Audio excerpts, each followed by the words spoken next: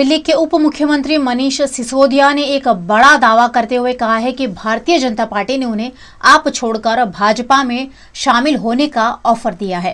दिल्ली की नई शराब नीति में भ्रष्टाचार के आरोपों के बाद सीबीआई जांच के दायरे में आए उप मुख्यमंत्री मनीष सिसोदिया ने भाजपा पर बड़ा आरोप लगाया है। सिसोदिया ने कहा कि भाजपा ने उन्हें आप तोड़कर भाजपा में शामिल होने का ऑफर दिया है। सिसोदिया ने प्रेस कॉन्फ्रेंस कर कहा कि मेरे पास भाजपा का संदेश आया है कि आप छोड़ दो, जब छोड़ो तो उस पार्टी को तोड़ भी दो, हमारी पार्टी में आ जाओ, सारे सीबीआई ईडी के केस बंद करवा देंगे, मुख्यमंत्री भी बना देंगे। मेरे लिए भी बहुत शॉकिंग था कि मेरे पास मैसेज आया कि दो मैसेज थे, दो पार्ट थे उस मैसेज के कि एक तो आपके खिलाफ जितने ईडी के, सीडी के, सीबीआई के केस चल रहे हैं इनको सबको खत्म कर दिया जाएगा, और दूसरा है कि आप बीजेपी ज्वाइन करके, पार्टी तोड़ के बीजेपी ज्वाइन कर लीजिए और हम आपको सीएम बना देंगे, क्योंकि हमारे पास में कोई सीएम कैंडिडेट नहीं है। मेरा भाजपा को जवाब है कि मैं महाराणा प्रताप का वंशज हूँ, राजपूत हूँ, सर कटा लूंगा, लेकिन भ्रष्टाचारियों, षड्यंत्रकारियों के सामने झुकूंगा नहीं। सिसोदिया के इस बयान के बाद भाजपा कार्यकर्ताओं ने केजरीवाल के घर के बाहर प्रदर्शन किया। भाजपा मनीष सिसोदिया को दिल्ली के डिप्टी सीएम पद से बर्खास्त करने की मांग कर रही है।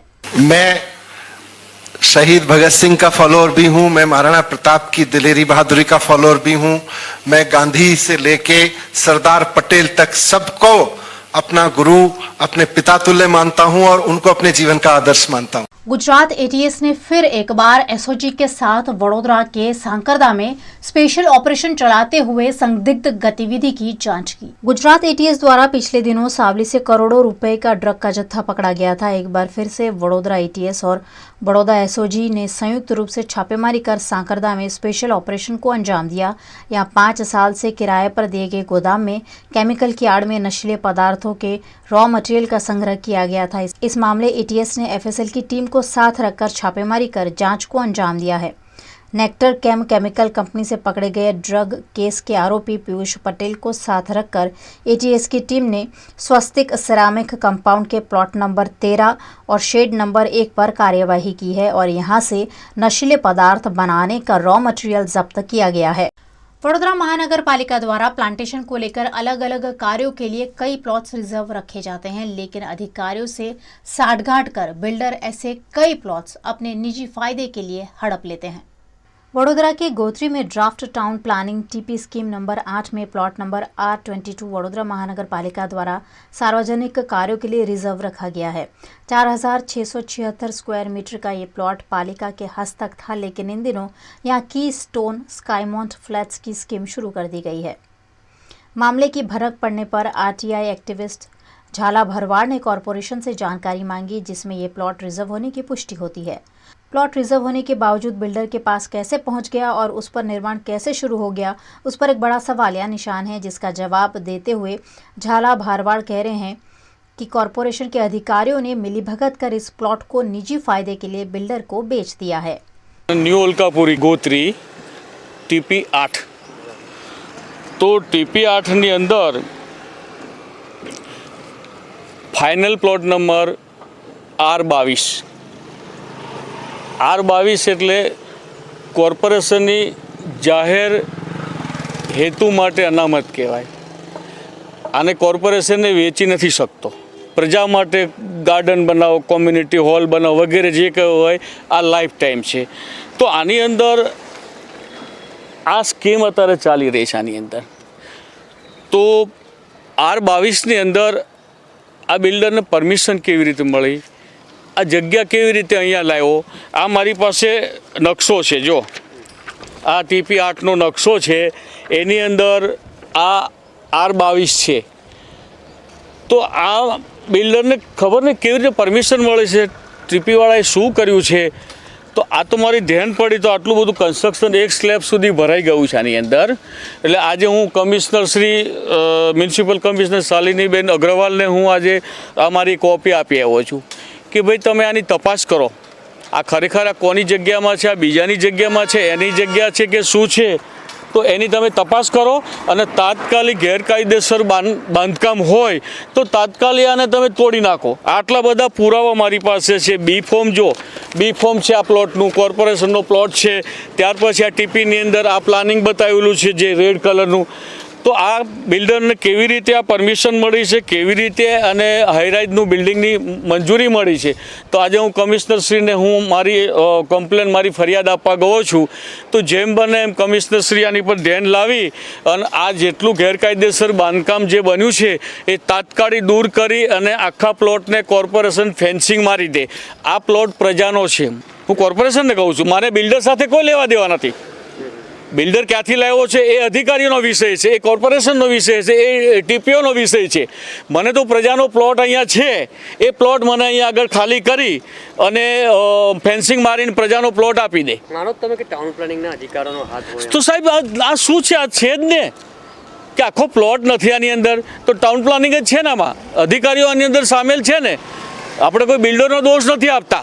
इस जमीन की कीमत करीब 25 करोड़ रुपए लगाई जा रही है, लेकिन कॉरपोरेशन को चूना लगाते हुए टाउन प्लानिंग विभाग के अधिकारियों ने बिल्डर से तगड़ा पैसा लेकर प्लॉट बिल्डर के नाम कर दिया है और बिल्डर ने उस पर बिल्डिंग बनाना भी शुरू कर दिया है. ऐसे में अब इस प्लॉट का कब्जा वापस लेने और निर्माण कार्य तत्काल रूप से बंद कराने की मांग सामाजिक कार्यकर्ता झाला भरवाड़ ने की है.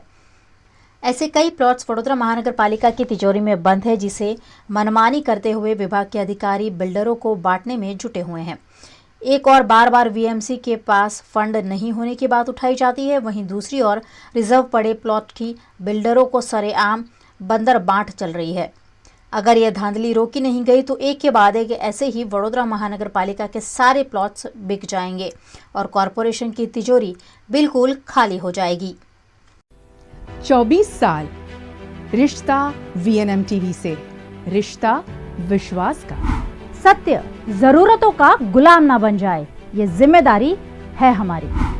सत्य तमाशा ना बन जाए, लगातार कोशिश है हमारी. सच का सच, झूठ का झूठ, नहीं छोड़ेंगे कोई कसर. हम है आपकी आवाज, दोनों पलटों पर होगी बराबर नजर.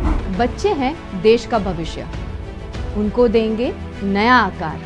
नए भारत का होगा सपना साकार. वीएनएम यानी न्यूज, व्यूज और मनोरंजन, दिन भर आपके साथ.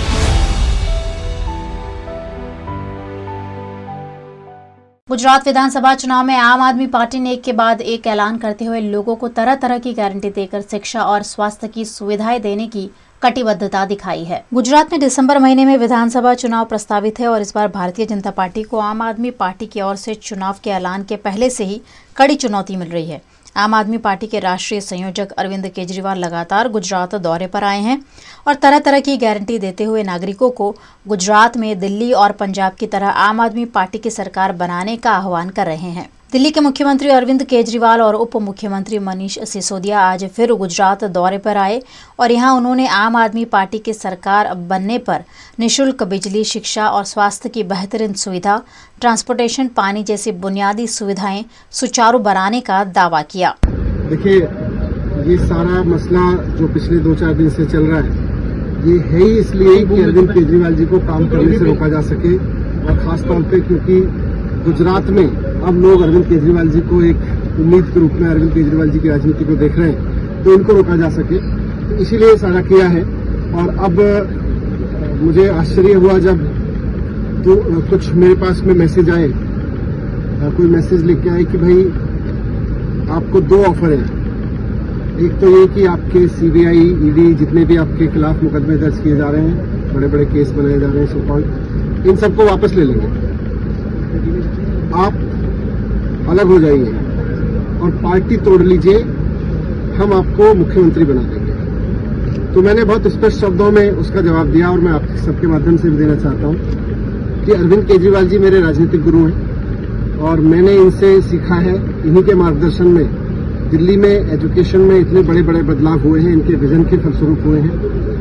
मैं राजनीति में इसलिए नहीं आया कि कुछ सपना है मेरा सीएम बनने का, पीएम बनने का, कोई कुर्सियों पर बैठने का. मैं राजनीति में इसलिए हूं कि दिल्ली के और देश के हर बच्चे को बहुत शानदार शिक्षा मिल सके. मेरा सपना यह है. मेरा सपना मुख्यमंत्री बनना नहीं है. तो बीजेपी वालों को मेरा करारा जवाब है, इस पर खुला जवाब है. गुजरात आए हैं शिक्षा और स्वास्थ्य की गारंटी देने के लिए, शिक्षा और स्वास्थ्य पे बातचीत करने के लिए अगर आम आदमी पार्टी की गुजरात में सरकार बनती है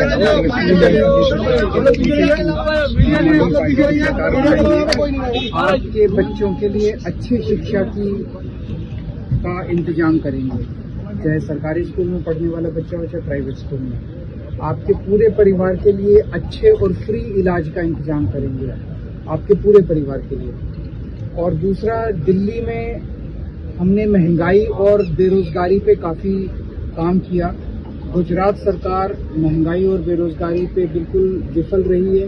लोग महंगाई से बहुत ज़्यादा परेशान हैं सर, हर चीज़ महंगी हो गई है।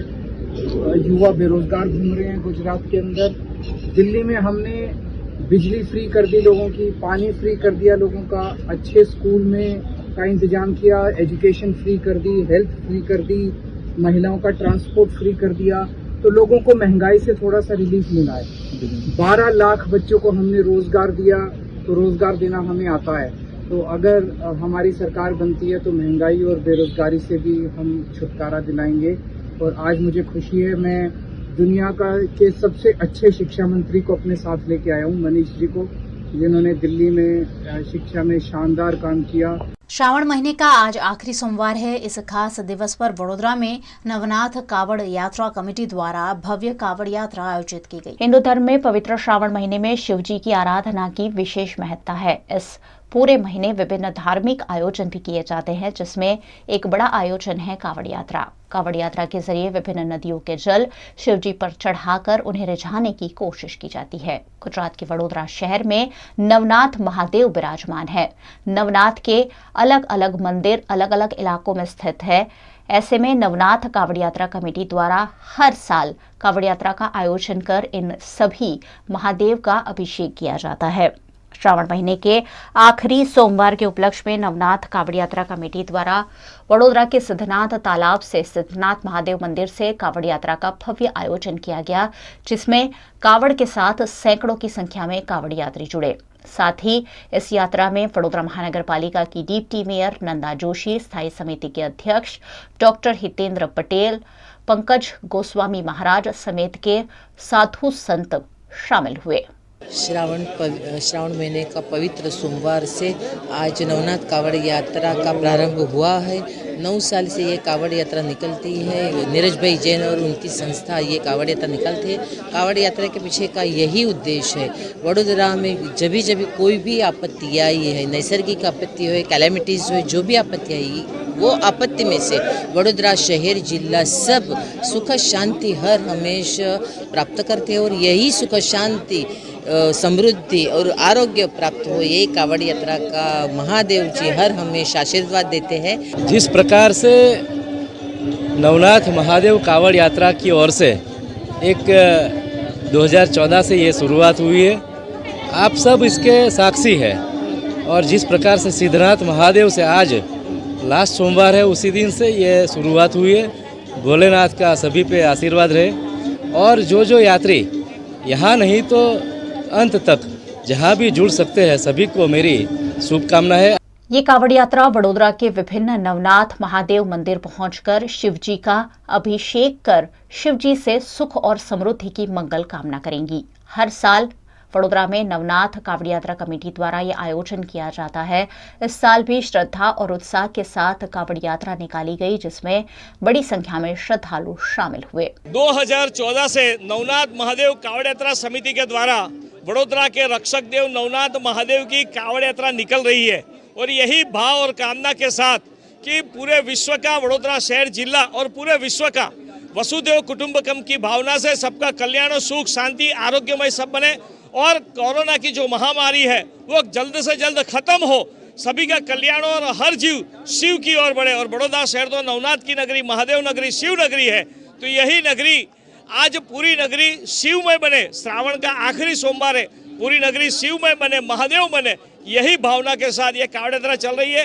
हर हर महादेव के साथ आप सभी को वडोदरा की संस्कारी नगरी को मंगल बधाई। आज कावड़ यात्रा समिति नीरज जैन की अध्यक्षता में जो यात्रा का प्रयाण यहाँ से हम लोग कर रहे हैं, हृदय में बहुत ही आनंद है और आप सबको मंगल मंगल बधाई है। जैसे कि महादेव जी आज विश्व में व भारतवर्ष में सबसे ज़्यादा स्वरूप में विराजमान हैं और कृपा वर्षा रहे हैं, ऐसे वड़भद्रिका वडोदरा नगरी के जो कि भाग्यवान है कि जहाँ पे नवनाथ साक्षात विराजमान हैं और उनकी कृपा से हम विश्व में आती हुई किसी भी समस्या को बहुत आसानी से उसका निराकरण ले आते हैं। ये सब महादेव जी की कृपा है। आज कावड़ यात्रा समिति के द्वारा जो कावड़ यात्रा निकल रही है उसमें मुझे भी महादेव जी की सेवा स्मरण के लिए कुछ कदम चलने का सुअवसर प्राप्त हुआ है। ये कांवड़ यात्रा का आयोजन तो 6 बरिस यहाँ हो चुका है, 2 बरस कौमी के लिए बंद था, इस साल फिर हम चालू किए हैं। ये कांवड़ का आयोजन का मतलब क्या है कि देखो, ये देवताओं के पास अमृत नहीं था, दैत्य के पास शुक्राचार्य, गुरु शुक्राचार्य के पास अमृत था। ये दोनों की लड़ाई में जब देवता घायल होते थे तो मतलब ये लोग मंत्र से उसको जगाते थे, पर वो अमृत पिला के शुक्राचार्य जी लाते थे। इस अमृत के लिए समुद्र मंथन हुआ था। समुद्र मंथन में 14 रत्न निकला था। 14 रत्न में से उसमें एक विश्व निकला था। वो विश्व ऐसा निकला कि जैसे विकराल रूप पकड़ा, देश को प्रलय कर डालेगा। तो देवताओं ने ही समुद्र मंथन में जाकर के महादेव से प्रार्थना की। महादेव आकर के उसका विस्फान किए हैं। जब विस्फान किए तो उनका कलर नीला कलर का हो गया। जब नीला कलर का होगा देवता घबराने लगे।